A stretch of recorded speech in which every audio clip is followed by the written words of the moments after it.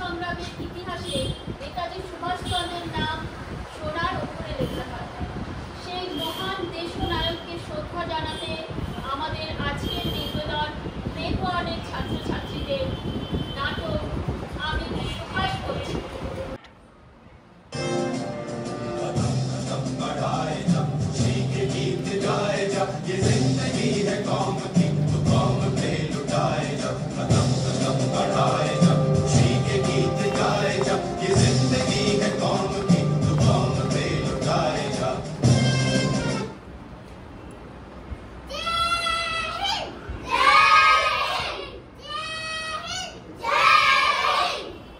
সমস্ত স্বাধীনতা প্রিয় মানুষ ও ফৌজিদের আমার প্রণাম।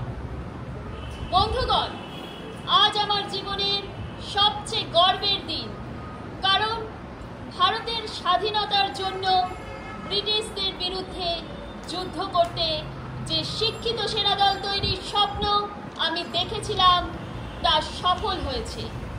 আজাদ হিন্দ সরকার গঠিত হয়েছে। আপনাদের সকলের সহযোগিতা ছাড়া এই স্বাধীনতা সম্ভব নয়। যেমন করেই হোক ভারতের এই পতাকা দিল্লিতে ওড়াতেই হবে। তাই আমাদের স্লোগান হোক,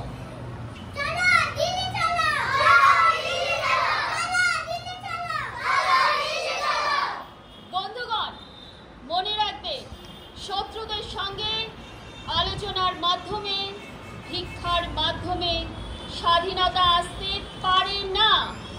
স্বাধীনতা আসবে আত্মবলিদানে। তাই বলছি,